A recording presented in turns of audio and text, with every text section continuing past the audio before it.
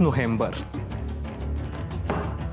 20 November महाराष्ट्राची जनता ईव्हीएमचं button दाबून आपापला राजकीय कैवारी निवडणार आहे। जेमतेम महिना उरलाय आणि या महिन्याभरात 288 मतदारसंघात सुपर डुपर सिनेमाच्या कहाणीलाही मागे टाकतील अशा घडामोडी घडणार आहेत। या घडामोडींचा आढावा आपण घेणार आहोत राजकीय शोले या आपल्या विशेष कार्यक्रमात।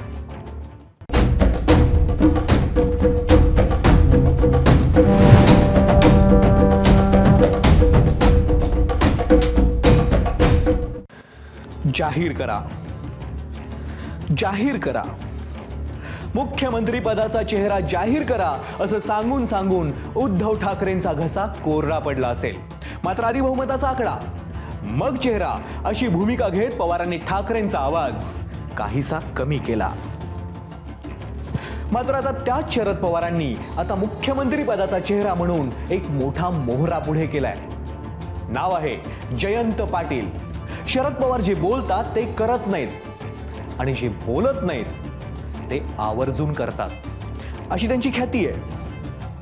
त्यामुळे आता जयंत पाटलांचं नाव जाहीर करण्यामागे पवारांची नेमकी कोणती खेळी असू शकते पाहूयात एबीपी माझाच्या राजकीय शोलेचा हा स्पेशल रिपोर्ट। पृथ्वीराजजी तुम्ही आलात, पवार साहेब तुम्ही आलात, तुम्ही आत्ता तुमच्यापैकी कोणाच्याही मुख्यमंत्री पदाचा जाहीर करा, उद्धव ठाकरेचा त्याला पाठिंबा असेल।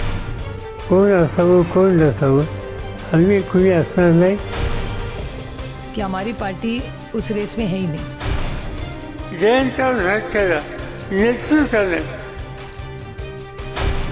कालपर्यंत आपला पक्ष मुख्यमंत्री पदाच्या शर्यतीत नाही असं शरद पवार ठणकावून सांगत होते। चेहरा जाहीर करा, पाठिंबा देतो असा आग्रह उद्धव ठाकरेंनी कितीतरी वेळा केला, तरीही पवार मौन बाळगून होते।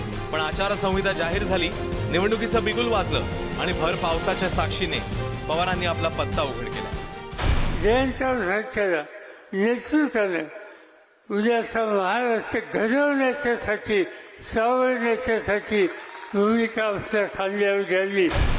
पवारांच्या राष्ट्रवादीचं राज्यात नेतृत्व करणाऱ्या जयंत पाटील यांच्या हाती राज्याचं नेतृत्व यावं अशी इच्छा त्यांच्या पक्षातल्या नेत्यांचीही आहे। ईदाला आवाज, वाळव्याचा आवाज हा वाळव्यात नाही मर्यादित राहिला पाहिजे, ते महाराष्ट्राच्या कानाकोपऱ्यात गेला पाहिजे। जयंत पाटील साहेब हे वाळवे तालुक्याचे नेते नसून राज्यातील आमच्या सारख्या सर्वसामान्य कार्यकर्त्यांचे नेते आहेत। वाळव्याचा माणूस वर्षावर जावा अशी इच्छा व्यक्त झाली। आज पावसाच्या रूपानं वर्षाच वाळव्यात आली, त्यामुळे नियतीच्या मनात काय आहे हे करण्यासाठी तुम्हाला ताकद लावावी लागेल। ही ताकद आई जगदंबा तुमच्यापैकी प्रत्येकाला। मुख्यमंत्री पदाच्या खुर्चीपर्यंत पोहोचायचं तर गॉडफादरची गरज असते हे राज्याच्या राजकारणात अनेकदा सिद्ध झालंय। जयंत पाटील यांना याची जाणीव आहे आणि गॉडफादर पाठीशी असल्याचा विश्वास सुद्धा। महाराष्ट्रातल्या राजकारणामध्ये मला इथपर्यंत तुमच्यामुळे मी आलो, पण नेहमी गॉडफादर असावा लागतो। तो गॉडफादर मिळाला तर प्रगती होते आणि माझा गॉडफादर माझ्या मागे बसलेला आहे। पण प्रश्न केवळ राष्ट्रवादी काँग्रेस पुरता किंवा जयंत पाटील यांच्या इच्छेपुरता नाही। सवाल आहे मवियाचा, आणि मवियात मुख्यमंत्री पदाचे अनेक चेहरे आहेत। उद्धव ठाकरे, नाना पटोले, बाळासाहेब थोरात आणि त्यात आता भर पडली आहे जयंत पाटील यांची। चेहऱ्यावरचा पडदा हटवून पवारांनी एका दगडात अनेक पक्षी मारले आहेत। चेहरा जाहीर करा असं सांगणाऱ्या उद्धव ठाकरेंची कोंडी केली आहे। स्वतःला मोठा भाऊ मानणाऱ्या काँग्रेसला इशारा दिलाय। बंडखोरी करून महायुतीत गेलेल्या अजित पवारांना डिवचलंय, तर रोहित पवारांसह पक्षातल्या जयंत पाटील विरोधकांना कडक संदेश दिलाय। उद्धव ठाकरेंच्या बाबतीत सांगायचं झालं तर त्यांनी सातत्याने जो पाठपुरावा चालवलाय की चेहरा जाहीर करा, चेहरा जाहीर करा, त्यांना शरद पवारांनी यापूर्वी स्पष्ट केलं होतं की चेहरा निवडणुकीच्या आधी जाहीर नाही करता येणार। तरी पण जर त्यांचा पाठपुरावा सुरू असेल तर तुमचं एकट्याच नाही तर मुख्यमंत्री होण्याची क्षमता असलेले अनेक नावं चर्चेत आहेत, या वास्तवाची जाणीव या निमित्ताने करून दिली आहे।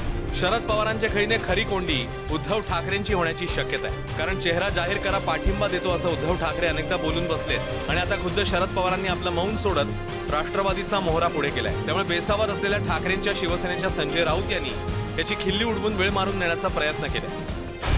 मला असं वाटत नाही, जर तसं पवार साहेबांचे संकेत असतील तर त्याच्यावरती आम्ही चर्चा करू, पण पवार साहेब असे कधी कुठले संकेत देत नाहीत। मधल्या काळात त्यांनी रोहित पवार यांच्यावर सुद्धा मोठी जबाबदारी टाकण्याची घोषणा केली होती. आणि एका पक्षात 2 मुख्यमंत्री होत नाही. सुप्रियाताईंचंही नाव चालतं आहे मधल्या काळामध्ये, जितेंद्र आव्हाडांचंही नाव चालू आहे. त्यामुळे 5-6 लोक कसे मुख्यमंत्री होऊ शकतात ना एकाच पक्षामध्ये. अजित पवारांनी बंडखोरी केल्यानंतर जयंत पाटीलही पवारांची साथ सोडणार अशी चर्चा होती. तो धागा पकडत विरोधकांनी पवारांच्या विधानाचा वेगळा अर्थ काढलाय. आता मुख्यमंत्र्याचे फॉर्म्युले वेगवेगळे यायला लागलेले. जे कालपर्यंत म्हणत होते की आम्हाला मुख्यमंत्री पदात रस नाही, तर त्याने तर इनडायरेक्टली शरद पवार साहेबांनी मुख्यमंत्री पदाचा चेहरा डिक्लेअर करून टाकला आणि त्यांच्या कार्यकर्त्यांनी टाळ्या वाजवल्या. पवारांबद्दल म्हटलं जातं ते जे सांगतात ते करत नाहीत आणि ते जे करतात ते सांगत नाही. याआधी काँग्रेससोबत सत्तेत असताना राष्ट्रवादी काँग्रेसला मुख्यमंत्री पदाची संधी मिळाली होती. ती पवारांनी नाकारली. पक्ष एकसंध असताना जयंत पाटलांचे प्रतिस्पर्धी असलेल्या अजित पवारांच्या मनात त्याची सल आजही कायम आहे. पवारांचे नातू रोहित पवारांची पक्षाचं नेतृत्व करण्याची इच्छा लपून राहिलेली नाहीये. पवारांच्या राजकीय वारसदार म्हणून सुप्रिया सुळे यांच्या नावाची चर्चा होते. असं असताना पवारांनी जयंत पाटील यांचं नाव पुढे करून सर्वांनाच चकवा दिली. राष्ट्रवादी काँग्रेस या निवडणुकीमध्ये दुय्यम भूमिकेत नाही, हेही या निमित्ताने मला वाटतं त्यांना सांगायचं होतं. कारण लोकसभेत त्यांनी राष्ट्रवादीने दुय्यम भूमिका स्वीकारली होती. परंतु पक्षाकडे आता येणारे लोक आणि एक ओघ बघता राष्ट्रवादी काँग्रेसही तेवढाच तुल्यबळ पक्ष आज आहे, हेही या निमित्ताने सांगून त्याच्या 4-5 नावं चर्चेत असतील त्यात राष्ट्रवादी काँग्रेसकडून हे नाव चर्चेत राहील याची मला वाटतं त्यांनी काळजी घेतलेली आहे. 2019 मध्ये मवियाची स्थापना करताना उद्धव ठाकरेंचा हात वर करून पवारांनी राज्याला नवं नेतृत्व मिळवून दिलं होतं. आता तेच उद्धव ठाकरे पुन्हा मुख्यमंत्री पदाच्या शर्यतीत असताना पवार जयंत पाटील यांच्याकडे राज्याचं नेतृत्व देण्याची तयारी करते. पण 23 नोव्हेंबरच्या निकालात जनता कोणाला आणि कसा कौल देते यावर मुख्यमंत्री पदाच्या खुर्चीवर कोण बसणार हे अवलंबून असणार आहे. ब्युरो रिपोर्ट, एबीपी माझा. समीर वानखेडे, नाम तो सुना ही होगा. शाहरुख खानचा मुलगा आर्यन खानला तुरुंगात टाकणारे अधिकारी.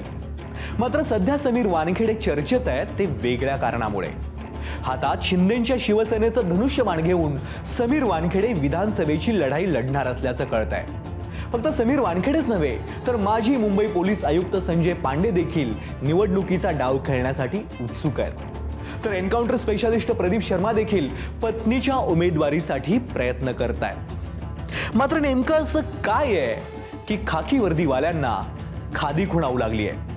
पाहूयात राजकीय शोलेचा हा स्पेशल एपिसोड. समीर वानखेडे ओळखलंच असेल.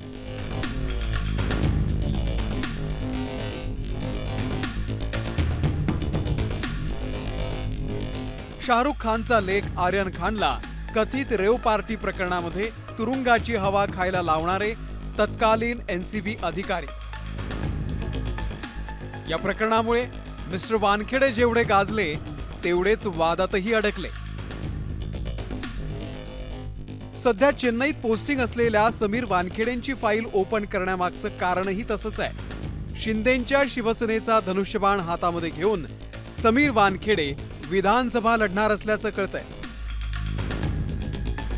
समीर वानखेडे यांच्या राजकीय एंट्रीची चर्चा नुसती असती तर विषय सोडून देता आला असता. मात्र आम्ही त्यांच्या पत्नी आणि अभिनेत्री क्रांती रेडकर यांच्याशी फोनवर संपर्क केला आणि त्यांनी या बातमीला दुजोरा दिला. एवढंच नाही तर समीर वानखेडे हे शिंदेच्या शिवसेनेशी चर्चा करत असल्याची ही माहिती त्यांनी दिली आहे. आता निवडणूक लढणार म्हणजे मतदारसंघही आलाच. तर समीर वानखेडेंसाठी मुंबईमधील धारावी मतदारसंघाचा विचार सुरू असल्याचं बोललं जात आहे. धारावीमध्ये बहुजन मतदारांची संख्या अधिक असल्यानं समीर वानखेडेंच्या नावाचा विचार केला जाऊ शकतो असं राजकीय विश्लेषक म्हणतायत. आतापर्यंत समीर वानखेडे आणि त्यांच्या संदर्भात कोणते वाद निर्माण झाले ते आपण पाहूया. क्रूजवरील कथित रेव पार्टी प्रकरणामध्ये शाहरुखचा मुलगा आर्यन खानला अटक. आर्यन निर्दोष सुटल्यानंतर समीर वानखेडेंवरती गंभीर आरोप. कथित मनी लॉन्ड्रिंग प्रकरणामध्ये आधी सीबीआय कडून नंतर ईडी कडून गुन्हा दाखल. नवाब मलिकांच्या जावयावरती अंमली पदार्थ प्रकरणामध्ये कारवाई. वानखेडेंची कारवाई राजकीय सुडापोटी होती असा मलिक यांचा आरोप. वेळोवेळी पत्रकार परिषद घेऊन नवाब मलिक यांच्याकडून वानखेडेंवरती आरोपाचे बॉम्ब टाकण्यात आले. सध्या समीर वानखेडे यांची चेन्नईमध्ये पोस्टिंग आहे. समीर वानखेडेंच्या खांद्यावरून विरोधकांनी मुख्यमंत्री एकनाथ शिंदे यांच्यावरही निशाणा साधायला सुरुवात केली आहे. धनाढ्याबरोबर धनाढ्य माणूस जातोय. दोघांच्याही कडे असलेला काळा धनाचा हिशोब जनता निवडणुकीमध्ये करेल. तो कसा करेल हे जनता ठरवेल. वादग्रस्त कारकीर्द राहिलेल्या समीर वानखेडेंच्या हाती धनुष्यबाण देण्याचा निर्णय मुख्यमंत्री एकनाथ शिंदे घेणार का? आणि घेतला तर त्यामागची राजकीय समीकरण काय असणार हा अभ्यासाचा विषय असेल. मात्र अभ्यास करायचा झाला तर फक्त समीर वानखेडेंचा करून चालणार नाही. कारण खाकी वर्दी परिधान करून ज्यांची कारकीर्द यानं त्या कारणाने चर्चेत राहिली असे अनेक माजी अधिकारी निवडणुकीच्या रिंगणामध्ये उतरण्यासाठी चर्चेत आहेत.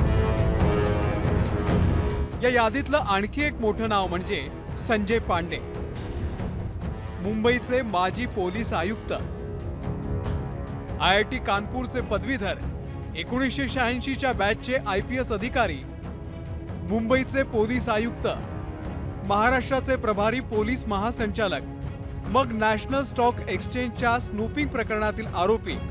5 महिने तिहार जेलमध्ये त्यांचा मुक्काम होता.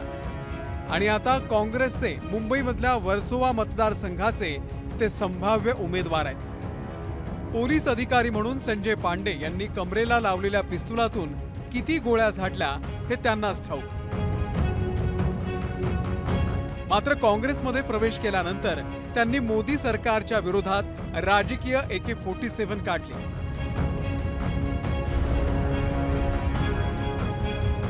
पंचवीस वर्षांच्या कारकिर्दीमध्ये 113 एन्काउंटर. अज्ञानापोटी ज्यांना माहीत नसेल त्यांच्यासाठी ओळख parade. Pradeep Sharma, encounter specialist Pradeep Sharma. मात्र सध्या हे महाशय लखन भैया बनावट चकमक प्रकरणामध्ये जन्मठेपेची शिक्षा भोगतायत. प्रदीप शर्मांनी देखील खाकीला अलविदा करत अंगावरती नेत्यांची खादी परिधान करण्याचा प्रयत्न केला. 113 जणांना यमसदनी धाडण्यासाठी प्रदीप शर्मांनी किती बंदुका बदलल्या असतील हे फक्त त्यांनाच माहिती. मात्र राजकारणामध्ये एंट्री केल्यानंतर त्यांनी वेगवेगळ्या पक्षांचे झेंडे हाती घेतले. फुटीपूर्वीच्या शिवसेनेकडून उमेदवारी मिळवत प्रदीप शर्मा यांनी नालासोपाऱ्यामधून विधानसभा लढवली. मात्र बवियाच्या क्षितिज ठाकूर यांनी प्रदीप शर्मांचा पराभव केला. सध्या प्रदीप शर्मा यांची पत्नी स्वीकृती शर्मा यांनी शिंदेंच्या शिवसेनेचा झेंडा आपल्या खांद्यावरती घेतलाय. त्या देखील विधानसभा लढण्यास इच्छुक आहेत. सरकारी अधिकारी म्हणून नेत्यांना सलाम ठोकण्याच्या ऐवजी नेता बनून सलाम स्वीकारणाऱ्या अधिकाऱ्यांची यादी भली मोठी आहे. अरुण भाटिया असतील, त्यांनी पुण्यातून निवडणूक लढवली होती, पण दुर्दैवाने त्यांना यश नाही आलं. पण तो मुंबईचे माजी पोलीस आयुक्त सत्यपाल सिंग नंतर खासदार झाले, केंद्रात मंत्री पण झाले. काही लोकांना यश मिळालं, काही लोकांना नाही मिळालं, पण ही महत्वाकांक्षा निश्चितपणे काही लोक त्या दृष्टीने प्रयत्न करतात. आता याच्यामध्ये नवी मुंबईत नाटा आहेत कार्यरत, किंवा आता हे वानखेडे निवडणुकीच्या रिंगणात उतरण्याच्या तयारीत आहे. फक्त अधिकाऱ्यांची लोकप्रियता हा निवडणूक जिंकण्याचा एकमेव निकष असू शकत नाही, तर त्यांची निवडणूक जिंकण्याची क्षमता लक्षात घेऊनच या अधिकाऱ्यांना राजकीय पक्षांमध्ये एंट्री मिळते. पण वादग्रस्त कारकिर्दीचा डाग पूर्णपणे पुसला गेलेला नसताना एखाद्याला पक्षात घेणं राजकीय संस्कृतीच्या आणि नैतिकतेच्या चौकटीमध्ये बसतं का? ब्युरो रिपोर्ट, ABP माझा, मुंबई. राजकीय शोलेच्या आजच्या भागात आपण इथेच थांबूयात. पाहत रहा ABP माझा. ABP माझा, उघडा डोळे बघा नीट.